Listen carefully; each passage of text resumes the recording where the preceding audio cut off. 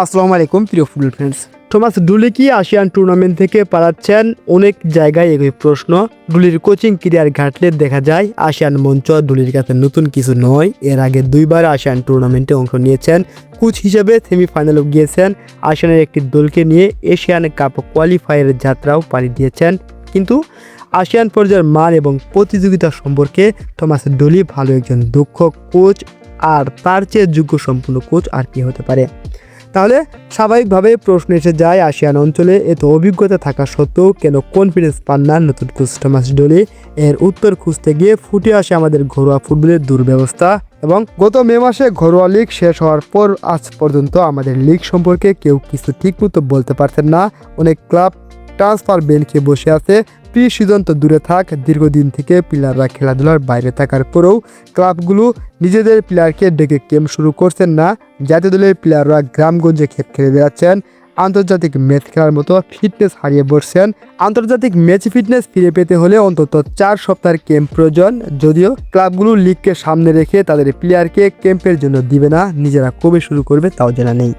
এরকম জগাখিচুড়ি অবস্থা যে কোনো কোচেরই দলের ফিটনেস নিয়ে উদ্বিগ্ন থাকাটাই কি স্বাভাবিক নয়? আর তা যদি হয়, সদ্য আসা নতুন কোচ থমাস ডুলি, যে কিনা এখনও লিগের ম্যাচ দেখা কিংবা খেলোয়াড়দের নিয়ে ক্যাম্প করার সুযোগ পাননি, নিজে থেকে স্কোয়াড ঘোষণা করার মতো অবস্থাও আসেনি, তাহলে তার তো এই ক্ষেত্রে একটা অপ্রত্যাশিত কিছু না। পরিশেষে বলতে চাই, বাংলাদেশ কি ফিফা আসিয়ান কাপে অংশগ্রহণ করবে? ফিফা আন্তর্জাতিক টুর্নামেন্টের সুযোগ আমাদের জন্য বারবার আসে না, আমাদের অবশ্যই এই সুযোগ লুফে নেওয়া উচিত। এই টুর্নামেন্টে আমরা যে কাউকে চমক দিতে পারি, আবার দৃষ্টিকটু হারও দেখা যেতে পারে। বাস্তবতাকে মাথায় রেখে প্রত্যাশার পারদ ছাড়া এই টুর্নামেন্টে আন্ডারডগ হিসাবে আমাদের খেলতে যাওয়া উচিত। দলীয় আন্ডারডগ হিসেবে আসিয়ান কাপের চ্যালেঞ্জ নিতে প্রস্তুত, তবে বাফুফে থমাস ডুলির উদ্যোগের কথা মাথায় রেখে খেলোয়াড়দের ম্যাচ ফিটনেস ফিরে পাওয়ার জন্য প্রয়োজনীয় উদ্যোগ নেওয়া উচিত।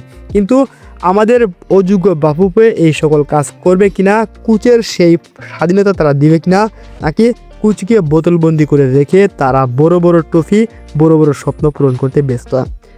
একটা জিনিস মনে রাখবেন, আপনি যতই ফরেন প্লেয়ার আনুন না কেন, যতই দলের শক্তি বাড়ান না কেন, এই শক্তিশালী প্লেয়ারগুলো যদি শক্তিশালী প্রতিপক্ষের বিপক্ষে ম্যাচে না খেলে তারা যদি নিজেদের প্রস্তুত না করতে পারে, তাহলে আপনার এই বাঘা বাঘা প্লেয়ারগুলো শুধু নামে বড় থাকবে, কাজে কোনো বড় হবে না।